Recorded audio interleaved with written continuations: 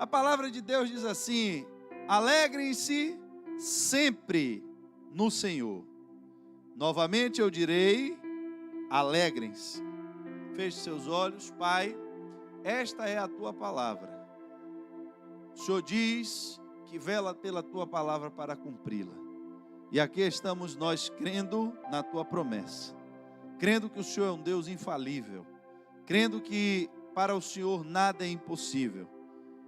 E esta igreja tem se posicionado na tua palavra. Temos nos posicionado pelaquilo que o Senhor tem nos ensinado e nos direcionado. Que essa noite o Senhor fale com o teu povo e o Senhor possa, meu Deus, individualmente trazer, meu Pai, um alimento fresco que cada um dos que estão aqui precisam, para permanecerem com a sua fé firme, para ao sair daquela porta, ministrar a tua paz, ministrar a tua alegria, ministrar esperança, ministrar libertação, porque nós estamos aqui diante de um Deus, Criador de todas as coisas. Te agradecemos pela tua presença, em nome de Jesus. Falar em alegria, queridos, nesse tempo, é algo sobre-humano, algo sobrenatural, porque nós imaginamos na nossa mente, se eu lhe perguntar, ou talvez se eu perguntasse às crianças do Ministério Infantil, me façam um desenho em uma cena onde aparecem pessoas alegres. O que essas crianças desenhariam? Como diz que no reino do céu, para entrar, a gente tem que ser criança. Então eu vou estender a pergunta para você que vai entrar no reino dos céus. O que você desenharia se eu lhe pedisse nessa noite? Me desenhe no papel um quadro, uma cena, aonde tem pessoas felizes. A primeira coisa que você não deixaria passar é um sorriso no rosto. Porque o sorriso no rosto é a expressão do corpo do ser humano que melhor identifica o seu estágio de felicidade, de alegria. Agora, eu tenho certeza que você não desenharia apenas uma pessoa com um sorriso no rosto. Mas, se você imaginou alguém alegre, no seu coração, você também imaginaria o que possivelmente deixou aquela pessoa alegre. Talvez uma boa parte da igreja desenharia alguém ganhando um presente, com a caixa bonita na mão embrulhada, com lacinhos em cima e a pessoa com um sorriso bem grande. Talvez os mais aventureiros poderiam desenhar alguém em um parque de diversões, descendo aquela montanha russa com o cabelo para cima e a pessoa com um sorriso que não tinha mais tamanho. Outros poderiam desenhar uma família unida, quem sabe em um dia ensolarado na beira de uma praia, curtindo ali em grupo e todos alegres e felizes. Quem sabe alguém que está aí no solteirismo desenharia alguém que encontrou a pessoa amada e ao avistá-la de longe, com os braços abertos correndo ao seu encontro, desenharia um sorriso de orelha a orelha. Um abraço ao nosso irmão Jailson que nos... Glória, irmão Jailson é uma benção. Yuri lembrou dele hoje. Yuri estava com saudade do irmão Jailson. Irmãos, brincadeiras à parte, eu só queria ver o sorriso de vocês, porque esse era o meu último exemplo. Talvez você poderia desenhar alguém em um show de piadas. E quando nós ouvimos alguma coisa engraçada, nós também nos alegramos. A pergunta é: como se manter alegre quando a cena que está no fundo, ela não é bonita? A pergunta é: como manter o sorriso no rosto quando a pintura do quadro não condiz com a cena? porque a ordem que o apóstolo Paulo nos deu foi para que nos alegrássemos sempre. Não foi de vez em quando. Não alegrem-se quando vocês forem ao parque de diversões. Não se alegrem quando vocês ouvirem uma piada. Não se alegrem quando a gente conta alguma coisa engraçada a respeito de um irmão. Não. Não se alegrem quando vocês recebem presentes. Também não. Mas vocês precisam se alegrar sempre. Mas pastor, aqui agora a gente tem um problema. O senhor disse que quando eu fosse desenhar a cena da alegria no papel, eu tinha um pano de fundo. Só que na minha vida, esse pano de fundo todo dia troca. Tem dias que o pano de fundo é engraçado, tem dias que é triste. Se nós fôssemos pintar um quadro do tempo que nós estamos vivendo, talvez o noticiário por si só já não dá motivo para ninguém dar risada. Pela quantidade de pessoas que estão morrendo, pela quantidade de pessoas que estão sofrendo. Mas quando ele me diz que eu devo me alegrar sempre, ele está me dizendo que independente do que esteja pintado no quadro, eu devo permanecer alegre. Por quê, queridos? Aqui vem agora o contexto do versículo. É porque eu não devo me alegrar pelo que está acontecendo no quadro, mas existe uma fonte de alegria que é capaz de me suprir, independente da condição na qual eu me encontro. Porque Ele não mandou você se alegrar no parque. Ele não mandou você se alegrar no presente. Mas Ele mandou você se alegrar sempre no Senhor. Novamente, eu direi, alegrem-se. Mas alegrem-se no Senhor. Querido, será que de verdade, isso, entenda, eu quero que você entenda antes de eu avançar, porque às vezes a gente prega algumas coisas na igreja, e quando a gente vai pregando, parece que a sensação que a gente tem é que o pastor está dizendo que a gente não é crente direito. Eu vou lhe vacinar logo contra esse espírito. Não é isso que eu estou dizendo. Às vezes a gente está ouvindo as coisas e a gente diz assim, rapaz, o pastor faz umas perguntas que eu não sei nem se ele mesmo sabe o que ele está falando. Porque eu não vejo esses negócios acontecer. Mas entenda, irmãos. A Bíblia diz, a própria Bíblia falando a respeito dela mesma, ela diz que a palavra de Deus, né, essa estrutura espiritual, é como um lugar de tesouros. É um lugar de tesouros. E que você, às vezes, pega coisas velhas, mas às vezes você pega coisas novas. Entenda, a palavra de Deus, ela não é limitada. A palavra de Deus não é tudo que você já sabe. Ainda tem mais. Sempre há algo novo para você aprender. Sempre há uma revelação nova de Deus para mim e para você. E no dia que eu acho que essa palavra está me confrontando, porque eu acho que eu já sabia tudo a respeito da palavra. Eu acho que eu já sabia tudo como é ser crente. Eu já estou no nível 9,8 de 10, né? O máximo é 10, então eu já estou no nível 9,8 de crente. Só está faltando eu levitar aqui no altar para eu chegar no 10. No dia que eu estiver fazendo uma oração pentecostal e meu pé flutuar um palmo, aí eu chego no nível 10. Se você está nesse nível 9,8, irmãos, então deixa eu te dizer que a conta de Deus vai mais do que o número possa computar. E a palavra, ela não tem o condão, não tem o objetivo de lhe confrontar e querer lhe dizer que você não é crente. Não tem o objetivo de querer, de repente, dizer que você que entrou aqui nessa noite está vivendo uma vida de pecado e é por isso que você não está vivendo o que eu estou lhe dizendo. O que eu quero lhe perguntar, e lhe vacinei antes, para que você entendesse de fato o que eu quero lhe perguntar, é se nós temos buscado, porque eu estou falando de tesouros escondidos. E tesouros, se estão escondidos, eles não são fáceis de se encontrar. Eles estão disponíveis, mas para que eu encontre, eu tenho que buscar.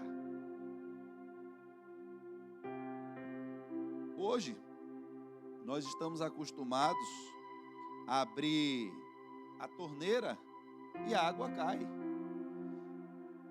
Mas talvez eu ainda tenha aqui no nosso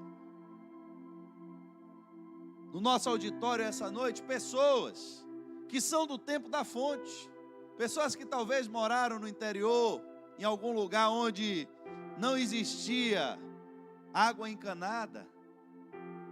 E você, para beber água, para tomar banho, você tinha que ir na fonte. Você tinha o balde, a corda, aquela rodanazinha, e aí tem um macete para jogar o balde. Não pode ser de qualquer jeito, porque se jogar o balde virado com a boca para cima, ele bate na água e não enche. Você tinha que jogar ele meio inclinado, para quando ele caísse, aí você puxava a corda, enchia uma vasilha maior, levava num carrinho de mão, em alguma estrutura, em um balde maior, para dentro de casa. Preste atenção, a água estava sempre ali, estava sempre disponível. Mas se você não usasse as ferramentas para tirar a água do poço, você morria de sede, porque a água não vinha até você. Ela estava disponível, mas você tinha que buscar. Vocês estão entendendo? Eu falei tudo isso só para fazer uma pergunta. Só para fazer essa pergunta. Será que nós verdadeiramente temos achado na nossa fonte, que a fonte está no nosso quintal, nós temos a fonte, já achamos ela, mas será que nós temos achado de fato, irmãos, essa alegria do Senhor? Eu tenho achado alegria no Senhor? Ou só consigo me alegrar com as coisas que o mundo pode me oferecer? Entenda, irmãos, é possível que tenham pessoas dentro da igreja que não descobriram ainda que existe uma fonte de alegria em Deus. Só tem um detalhe. Eu disse a vocês que eu posso tirar a água da minha cisterna a hora que eu quiser, não posso? Por quê? Porque a cisterna pertence a quem? É meu por direito.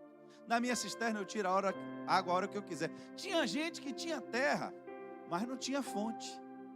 Tinha gente que tinha casa, mas não lhe pertencia a fonte. E aquela pessoa, muitas vezes, para pegar água para beber, tinha que ir na casa do vizinho. A irmã Tereza está ali balançando a cabeça, concordando comigo. Porque tinha que ir na casa de um vizinho para pedir, para poder pegar água. A pergunta permanece agora, você não vai esquecer mais a pergunta. Preste atenção, irmãos, porque eu vou voltar do início de novo para resumir tudo, para você estar com essa pergunta bem viva. Eu tenho achado alegria em Deus? Eu tenho achado alegria em Deus. Alegrem-se permanentemente em Deus.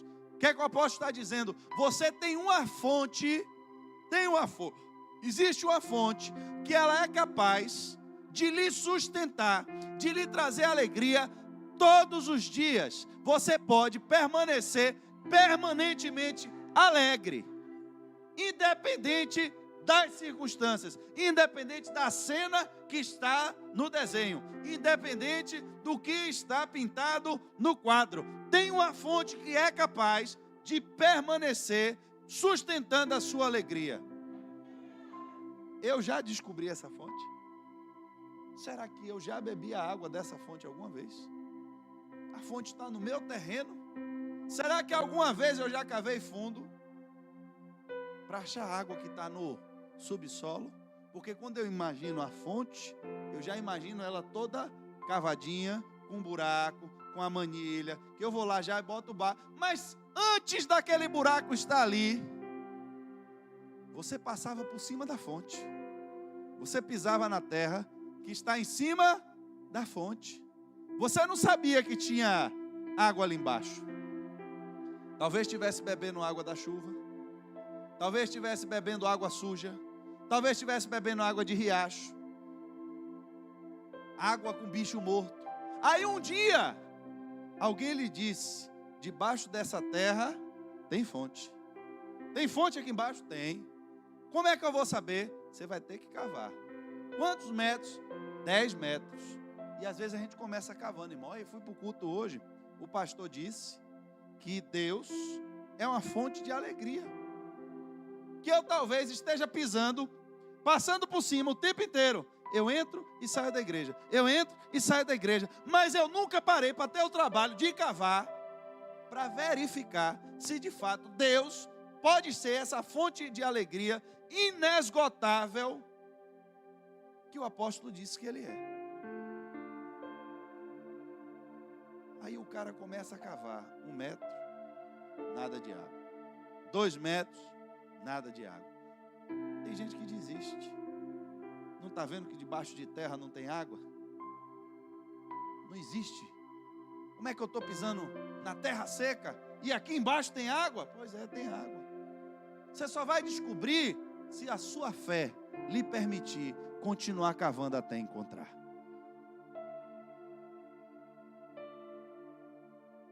Eu preciso ter a fonte. Romanos, no capítulo 14, verso 17, fala exatamente sobre isso. O reino de Deus. A minha casa é o meu reino. A minha casa é o meu domínio. Mas tem o domínio de Deus. O reino de Deus. A casa de Deus. Aí ele diz: o reino de Deus não é comida e nem bebida, mas justiça, paz e alegria no Espírito Santo. Presta atenção, irmãos. Ele está falando aqui agora de reino. Eu posso estar passando, preste atenção, eu posso estar passando por cima da água o tempo inteiro, andando pela terra, mas eu não consigo acessar o que está embaixo, porque para eu acessar eu preciso romper a estrutura da dimensão terrena para acessar a dimensão da água que está embaixo. Eu estou no mundo, eu vivo no mundo, eu nasci no mundo, a minha estrutura corporal, ela foi feita para viver nesse mundo. E dentro dessa estrutura, se tem algo mais primitivo e mais básico que possa deixar uma pessoa alegre, é quando ela se satisfaz com a comida e com a bebida. O homem, ele só se preocupa com outras formas de prazer. Preste atenção, irmãos. Só se preocupa com outras formas de prazer depois que ele já tem comida e bebida. Você não vai ver ninguém morrendo de sede, que já tem mais de um dia sem beber água, preocupado com qualquer outra coisa que não seja encontrar água para beber. Você não vai encontrar ninguém que já tenha 5 dias sem comer nada, que ele esteja preocupado com qualquer outra coisa que não seja saciar a fome do seu corpo. Quando a Bíblia está dizendo de comida e bebida, está falando da satisfação básica que se tem para o corpo humano. Para eu e você nos mantermos vivos, precisamos comer e beber. Deus é tão bom que nos permitiu ainda ter prazer naquilo que comemos e naquilo que bebemos. Você come uma comida gostosa, você fica triste ou alegre? Depende da quantidade que você comeu. É mentira ou é verdade?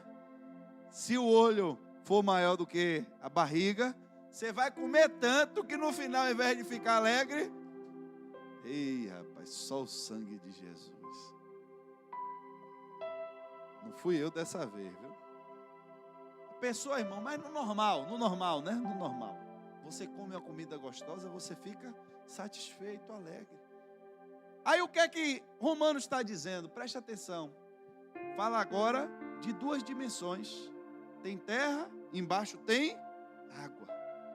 Aí Romanos diz, tem o reino desse mundo, mas tem o reino de Deus. Só que a estrutura da água não é a estrutura da terra. Uma não se mistura com a outra. Em cima pode ter terra, mas se você furar, embaixo você acha água. O reino desse mundo é constituído de quê? Carne e sangue. O que é que representa carne e sangue? Comida e bebida. Aí ele está dizendo, olha, não é nessa dimensão que você vai encontrar nada que satisfaça a sua sede. Por mais que você mexa e remexa a própria terra, a terra nunca vai ser capaz de saciar a sua sede. Você pode comer terra, você pode cozinhar a terra, você pode bater terra no liquidificador, você pode fazer o que você quiser com a terra. Terra nunca vai ser capaz de saciar sede. Mas para saciar a sede, eu tenho que romper agora a estrutura da terra. Tenho que chegar na água. Para eu encontrar agora essa estrutura que o apóstolo Paulo está dizendo, olha, alegrem-se sempre. Vocês podem todos os dias. Imagina, irmãos, se a gente substituísse dentro do exemplo que a gente está dando, alegria por sede. Já que o comparativo que Romanos agora 14:17 faz é sobre estrutura humana e estrutura espiritual. Ele fala sobre reino humano e fala sobre reino de Deus. Se dentro desse exemplo a gente entendesse as pessoas sobre a face da terra, vivendo em um lugar com escassez de água, as pessoas acordam de manhã e têm que procurar algum lugar para beber água, todos os dias procurando uma forma de saciar a sua sede. Pense um lugar onde não tem rio, um lugar onde não tem tanque, onde não tem água encanada, e você andando sobre a face dessa terra. Aí um dia você acha um pouquinho de água numa poça, outro dia você acha um pouquinho de água em outra. Hoje você bebe, choveu, eu bebo hoje muita água, mas eu já bebo muita água hoje, tentando guardar ela em algum lugar, porque eu sei que quando parar de chover, eu vou ter dificuldade de encontrar água. Aí alguém chega para você e diz, olha, se você romper o nível da terra, você acha água debaixo dela, e quando você achar água debaixo dela, você nunca mais vai precisar ficar correndo atrás de água. Não vai ter dia de sede e dia de água. Não tem dia de abundância mais e dia de fartura. É sempre. É todos os dias. Você pode beber a água dessa fonte todos os dias. Ela vai saciar a sua sede. Você vai poder tomar banho com ela. Você vai poder até esbanjar a água. Porque tem tanta que quanto mais você tira, mais água aparece. É exatamente o comparativo que a Bíblia está nos mostrando do que é a alegria vinda de Deus. É como se o ser humano agora, aquele que vive guiado pela comida e pela bebida.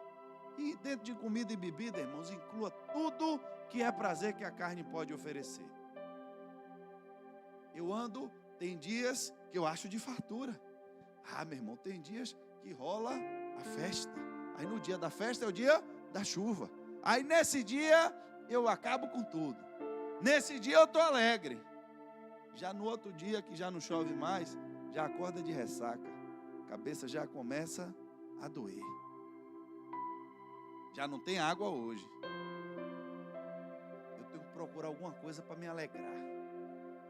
E o homem vive assim, nesse estágio, parecendo um zumbi sobre a face da terra, procurando alguma coisa que alegre ele.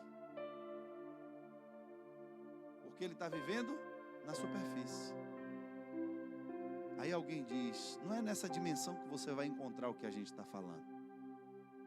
Mas se você conseguir romper essa estrutura e acessar a dimensão do reino de Deus. Quando você acessar esse reino agora, ele não é comida nem bebida, mas é justiça, é paz e alegria no Espírito. Eu só posso pegar a água da cisterna se eu tiver legitimidade para entrar dentro da propriedade. Eu só posso mexer na cisterna se a cisterna me pertencer. Para eu acessar essa fonte de alegria inesgotável, alegrem-se sempre no Senhor, eu tenho que pertencer ao reino de Deus. E onde é que está agora o reino de Deus? Eu vou procurar ele. Em Lucas 17, do verso 20 ao 21, a Bíblia diz que certa vez, tendo sido interrogado pelos fariseus sobre quando viria o reino de Deus, Jesus respondeu: o reino de Deus não vem de modo visível, e nem se dirá, aqui está ele, ou lá está, porque o reino de Deus está no meio de vocês. Mas eu não estou vendo. Por que eu não vejo? É porque a resposta está aqui. O reino de Deus não vem de modo visível. Eu passo por ele todos os dias. Será quantas vezes a gente não andou com sede em cima da terra e a água estava logo ali embaixo? Mas a olho nu, você não vê o que tem embaixo da terra. Tem uma dimensão espiritual, a dimensão do reino de Deus. Eu preciso primeiro pertencer a esse reino. Esse reino não se conquista com dinheiro, com prata nem com ouro. Eu não posso comprar. Esse reino, eu não pertenço a ele porque eu vi uma porta aberta ali, com um bocado de gente sentada e entrei. Não, você entrou na igreja. Você não entrou no reino de Deus. Pode até ter igreja com o nome do reino de Deus, mas é outra história. Outro dia a gente explica melhor isso. Eu quero que você entenda que aqui há uma dimensão espiritual. É uma dimensão espiritual, a qual se chama reino de Deus. Que nós podemos viver nesse mundo e não pertencer a esse mundo. Eu posso viver nesse mundo, mas estar sujeito a um outro governo na minha vida. Eu posso pertencer a esse mundo. Posso estar nesse mundo, mas pertencer ao reino de Deus. E pedir a Ele que a dimensão dele venha onde eu estou. Que venha a nós, quem ensinou a gente a orar? Jesus. Que venha a nós o teu reino. Que a dimensão do céu se manifeste aqui na terra. Porque assim como a tua vontade, ela exerce poder e autoridade no céu, eu quero que ela se manifeste da mesma forma aqui na terra. Sobre a minha vida, sobre aonde eu estou. Volta a pergunta. Será que nós, crentes, de fato, já conseguimos alguma vez beber água satisfatoriamente dessa fonte? Se eu pensar durante o mês de maio, já estamos quase no fim dele. Se eu pegar o calendário para olhar de segunda a sábado, domingos, quantos dias desse eu posso marcar um X, porque nesse dia eu me alegrei no Senhor. Eu tive uma alegria dentro do meu relacionamento com Deus.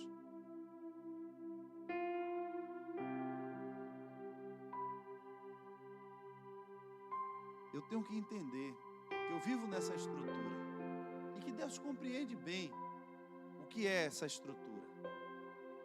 E Hebreus capítulo 2, do verso 14, diz assim, ó: e visto como os filhos participam da carne e do sangue. Ele disse lá em cima, o reino de Deus não é comida nem bebida. Só que agora ele está falando, preste atenção, de uma comida e de bebida, carne e sangue, comida. Também ele participou das mesmas coisas, preste atenção, para que pela morte aniquilasse o que tinha o império da morte, isso é, o diabo. Quando ele está falando de carne e sangue aqui, irmãos, ele está falando de uma comida espiritual. Ele disse assim, ó, lá no deserto, o povo comeu o pão que caiu do céu, o maná, mas teve fome outra vez. Mas aqui, ó, está o pão vivo que desceu do céu, porque a minha carne é verdadeira comida. Quando ele estava na beira do poço, presta atenção, ele disse à mulher, mulher, me dê água aí que eu estou com sede. Ó o poço de novo, ó a fonte de novo. E agora quem estava com sede? Jesus. Aí a mulher olha para ele e diz, cá o senhor não tem vergonha não, é? O senhor, sendo judeu, vem falar comigo que sou samaritana? Em outras palavras, vocês se acham tanto, tudo crentão, tudo não sei o quê, cheio de mimimi, e agora que está com sede, vem falar comigo? Só está falando comigo porque está com sede. Aí ele olha para a mulher, e você vê o coração de Jesus se revelar em suas palavras. Ele disse: mulher, se você conhecesse quem é que fala com você, era você que ia me pedir água para beber. Porque a água que eu tenho para lhe dar é a água que, se você beber, nunca mais você terá sede.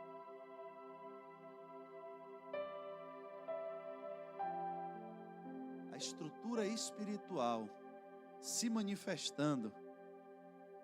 A mulher disse: dessa água que não dá sede eu quero. Aí Jesus vai no profundo. Então vai chamar seu marido. Por que vai chamar seu marido? Lembra de um dos quadros que a gente pintou aqui mais cedo, quando começou o culto? Quando você vai encontrar a pessoa amada, e ela está com os braços abertos para lhe receber, e você fica alegre. Jesus viu que no coração daquela mulher não tinha alegria, porque ela já não tinha marido, porque já tinha tido 5. E quem estava com ela agora, nem marido dela era. Ela bebia água todos os dias, mas a água não matava a sede. Irmãos, eu já tive experiência terrível com sede. Uma vez a gente foi para o meio do mar, levaram o refrigerante, levaram o pão, levaram vara, levaram isca, levaram isopor, levaram tudo, menos água.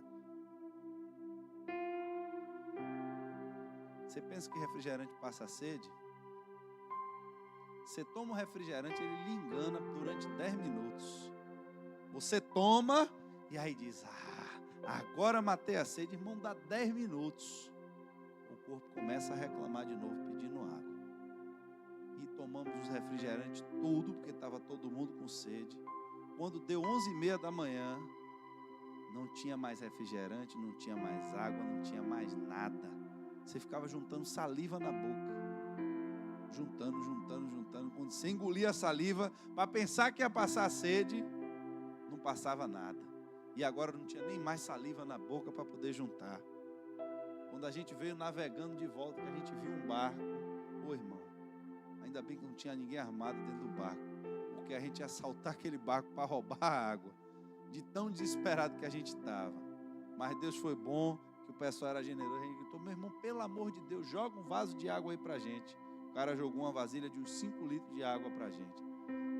Você sabe o que é você encher a barriga, a sua barriga está cheia, que você não aguenta mais beber água, porque a barriga está cheia, e continuar com sede, irmão? Sede não é coisa de Deus, não. Sede é terrível, irmãos. Se você puder usar essa analogia, ele diz assim, como ele também participou das mesmas coisas. E como os filhos, preste atenção, participam da carne e do sangue. Aqui ele está querendo dizer, as experiências que Jesus teve na sua carne e no seu sangue, foi igualzinhas que nós tivemos. Ele teve que passar pela terra e também sentir sede, também sentir o desespero e ver a aflição da alma humana. Irmãos, se tivesse um quadro na Bíblia que poderia lhe impactar nessa noite, era um quadro de Jesus chorando. Pastor, está mandando a gente se alegrar sempre? Pois é, tem uma fonte.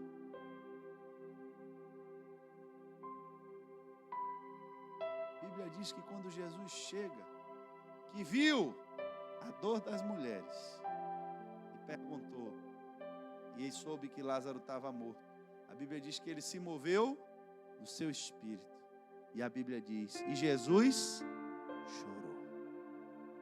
Mas preste atenção, vamos comigo, que é o que eu mais quero que você guarde nessa noite.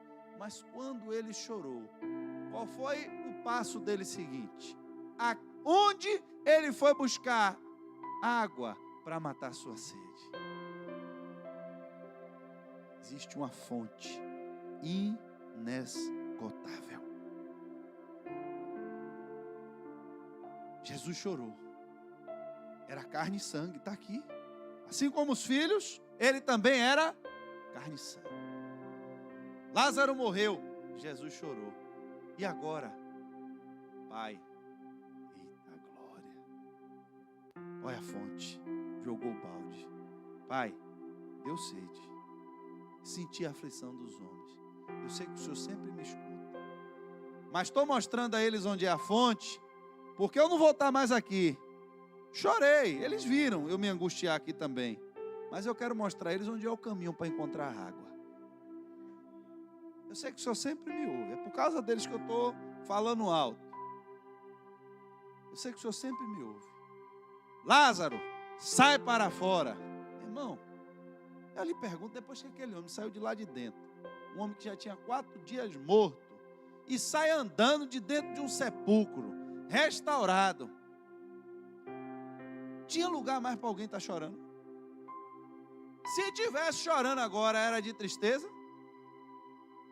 Preste atenção, a primeira cena, você vê agora um Jesus triste, chorando. Só que ele sabia onde era a fonte para que a tristeza saltasse de... E o estágio posterior da alegria foi muito superior do que o da tristeza. Ele achou a fonte. Eu sei onde é a fonte. Espera aí, meu irmão. O que é que está causando tristeza? A morte de Lázaro. Mas já tem quantos dias morto? 4 dias. E humanamente faz o que quando o homem já tem 4 dias morto? O que é que a gente pode fazer? Carne e sangue, vamos lá. É comida e bebida. Mas já morreu e agora adianta da comida? Adianta da bebida? Já morreu. Mas já tem 4 dias, já está cheirando mal. E Jesus está triste. E o povo está triste. E Marta está triste. E Maria está triste. Como é que a gente resolve esse problema? Como é que a gente resolve esse problema? Irmãos, a tristeza tinha uma causa, eu já te disse. Por que é que o povo estava triste? Porque Lázaro estava morto. Então, se Lázaro estava morto, eu vou na fonte buscar a solução para o meu problema. Aqui vai um parêntesezinho da pregação, irmão, em nome de Jesus, em nome de Jesus. Se atente às causas das tristezas. Porque tem gente que começa a se afogar nas tristezas. Que uma hora que você pergunta, vem cá, meu irmão, o que é que está acontecendo que você está tão triste? Meu irmão, eu já nem sei mais. Eu já nem sei. Qual foi o problema? Vem cá, está todo mundo triste aí. O que foi que aconteceu? Meu irmão, aí o que aconteceu eu já nem sei. Eu sei que aquela mulher ali está gritando. A outra já disse que não quer conta com Jesus. Foi assim. Era todo mundo crente ali dentro de casa, viu? Para lhe dizer melhor. Tudo assim, ó. Meu Jesusinho para lá, meu Jesusinho para cá, e culto, e ação de graças. Mas depois que o Lázaro morreu aí, ó, uma já quer se desviar, a outra disse que já não acredita mais em Jesus, que se tivesse aqui tinha resolvido, e não veio. Já está todo mundo revirado aqui, e ninguém mais está querendo muita conta com esse Jesus, não. É assim ou não é? É, igualzinho hoje. Enquanto o quadro, preste atenção, eu vou concluir a mensagem. Enquanto o quadro está bonito, enquanto a cena está bonita, enquanto Marta está lá batendo bolo, botando frango no fogo, né? O negócio está cheirando, a coisa toda, todo mundo é crente, todo mundo está feliz, mas preste atenção, aonde é que está sendo a fonte da alegria? Vamos prestar atenção. A multidão se alegrou com Jesus, a multidão. Rapaz, que cara é esse, meu irmão? Rapaz, a gente tem que seguir esse cara. Aí Jesus chamou os discípulos, bora entrar no barco aqui, vamos botar um ninja aí. Cai todo mundo fora, vai ele ali. E aí Jesus passa de barco para o outro lado, não me pergunte, como foi que essa multidão chegou aqui? Rapaz, ninguém nem sabe por onde eles passaram. Se nadaram o rio, se um botou uma ponte aí, pulou por cima do outro. Ninguém sabe, agora a multidão apareceu. Rapaz, todo mundo aqui quer Jesus, meu irmão. Você não conhece Jesus não, rapaz? Todo mundo alegre. Aí Jesus olha para os discípulos e diz, olha, não se engane. Está todo mundo alegre, porque lá atrás rolou o quê? Pão, comida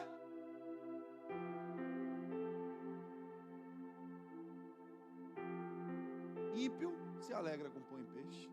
Crente se alegra com pão e peixe. Desviado se alegra com pão e peixe. Cachaceiro se alegra com pão e peixe. Mentiroso se alegra com pão e peixe. Líder de ministério se alegra com pão e peixe. Mas, irmão, pão e peixe não é critério espiritual para nada. Jesus disse: agora vamos fazer o seguinte: agora tem que comer a minha carne e beber o meu sangue. O nível mudou. Eu quero mostrar a vocês um nível de excelência maior. Vocês comeram pão ontem, que eu multipliquei. Comeram peixe ontem. Só que o alimento que eu tenho que dar a vocês agora não é mais carnal, é espiritual. Para comer alimento espiritual agora vai ter que pegar a enxada, cavar buraco para achar água. Ah, não, essa parte agora a gente não quer não. Estava tão bonzinho quando mandou a gente sentar na grama, não foi? Sentou todo mundo na grama, no macio. E aí veio o discípulozinho com cestinha, meu irmão, cheio de pão e peixe, come aí. Comer, a Bíblia diz, até se fartar. Ainda sobrou. Não tinha ninguém ali que queria comer mais um pedaço, porque quem quis, comeu, porque sobrou. Comida quando sobra é porque todo mundo encheu a barriga. Agora chegou a hora de um nível mais profundo. Comer minha carne e meu sangue. Não, esse tipo de alegria aí, meu irmão, tem que ser muito espiritual para entender. Essa pregação do pastor hoje, me perdoe, mas eu gostava assim, quando a gente fazia a campanha, que dizia que a gente orava, e aí que Deus ia dar o carro novo. Ô, meu irmão, eu já me via com aquela chave na mão, sorrindo. Você ia sorrir por um tempo, criatura. Se você ficasse com aquele carro 5, 6 anos na mão, ia começar a quebrar cabo de embreagem, não sei nem se existe mais, né? Existe? Não, Lucas entende de carro aqui. Ia quebrar motor de arranque, né? Com motor de arranque, queimar bomba de gasolina, aí você ia xingar o carro, ainda ia dizer um bocado de desaforo, ainda ia pecar. Essa tribulação, esse carro velho, e dava uma bicuda no pneu do carro. É assim que a gente faz. Você ganha roupa nova, meu irmão, pega a roupa, bota no guarda-roupa, no cabide, ainda abre o espaço das outras, para as outras não contaminar ela. Vou esperar uma festa para eu usar. Aí você pega aquela roupa, no dia da festa você se arruma todo e vai, né? Feliz, alegre, porque está de roupa nova. Aí você vai todo bonito. Aí vai ter agora o casamento na igreja, o casamento do irmão. Rapaz, eu vou com minha roupa de novo. Só que agora já me viram lá na festa, já me viram no casamento do irmão, a roupa já não é mais tão nova. Então, culto da ceia eu já posso usar ela. Irmão, um ano você já está metendo sabão em pó na roupa, jogando dentro da máquina, não quer nem saber. E no final você ainda vai rasgar ela e botar para pisar em cima, que vira pano de chão em casa. É assim ou não é? É. Sabe por quê? Porque as coisas do mundo, elas lhe dão alegria. Agora a alegria é passageira. Me diga uma coisa no mundo que vai lhe dar uma alegria que dura. O cara está com uma latinha de cerveja na mão, ele está alegre, enquanto ali está no efeito. Depois que acaba, ele está alegre? O cara vai, meu irmão, e aí alguém apresenta a ele crack, pedra de crack. Ah, meu irmão, quando o cara fuma aquilo ali a primeira vez, o cara parece que foi no céu, entrou numa dimensão que ele nunca viu. Só que dura quanto tempo? Quando ele começa a curtir a onda, já acabou. Ele diz: ih, rapaz, onde eu estava tão bom, já passou, já. Outra. Aí daqui a pouco ele está viajando tanto, né? Indo lá e voltando, que ele não dá tempo nem de trabalhar mais, que ele só quer estar indo lá e voltando. Aí não tem mais nada, aí vende a sandália, aí vende a roupa, aí vende tudo, aí acaba com tudo, e vai morar na rua. Você passa ali no Aquidauã, no esgoto, tá o povo igual rato, morando dentro dos buracos do esgoto. Por quê? Porque descobriu uma alegria. Só que a alegria, o prazo dela, ó.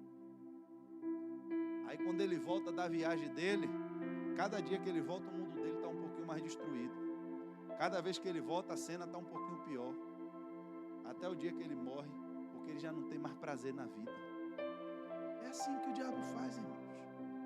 O diabo vai colocando na nossa mente que a gente só vai ser feliz, que a gente só vai ser alegre se você comprar um carro novo. Você só vai ser alegre se você for promovido no trabalho. Você só vai ser alegre se você casar com um homem bonito. Você só fica botando um bocado de ideia na nossa cabeça. E fica um bocado de gente correndo atrás dessas ondas aí, irmãos.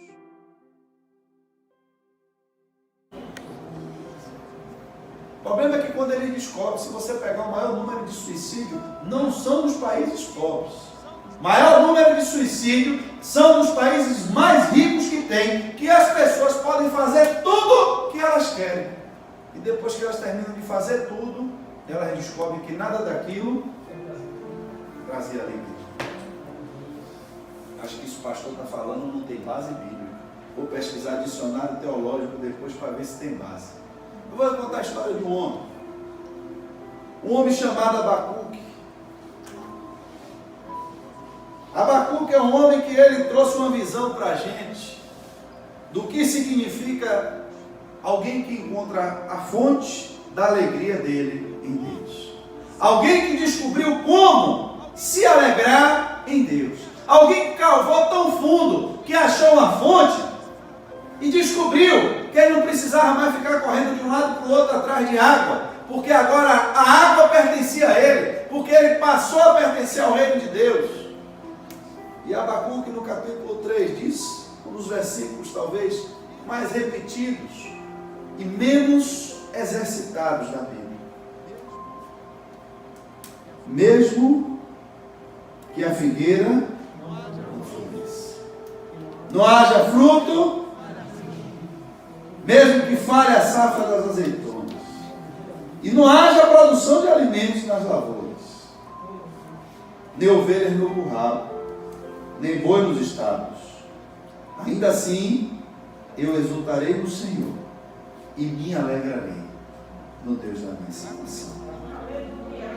Vai a comida que tem hoje, Abacuque? Tem nada não.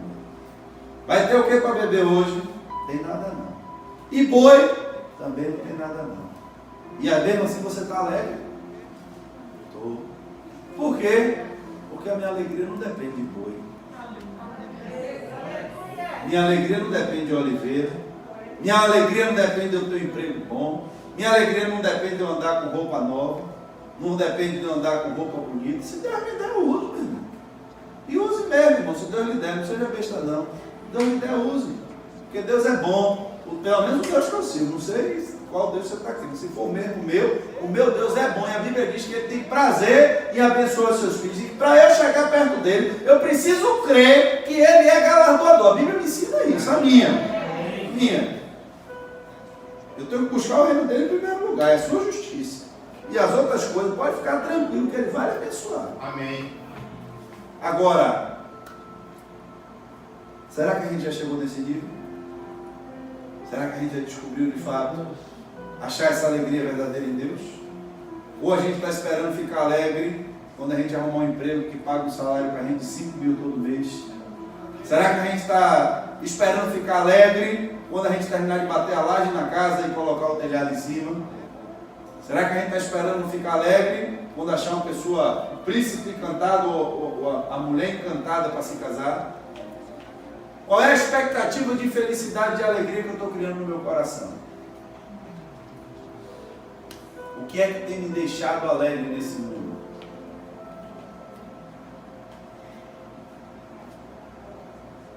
Porque, irmãos, eu vou continuar essa mensagem no domingo.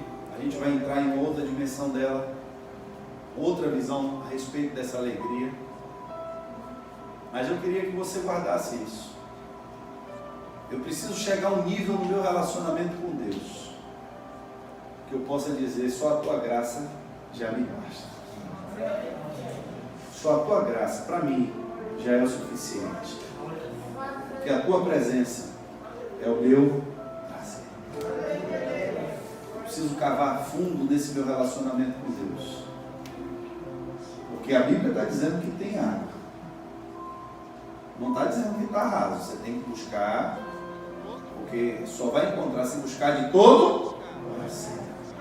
Mas se buscar o reino de Deus, você vai encontrar uma estrutura espiritual. Não é visível. Não é carne, não é sangue. Não é comida e não é bebida. Mas vai ser uma água que ela vai brotar de dentro. Vai se tornar uma fonte. E a Bíblia diz que salta para a vida eterna. Fique de pé nessa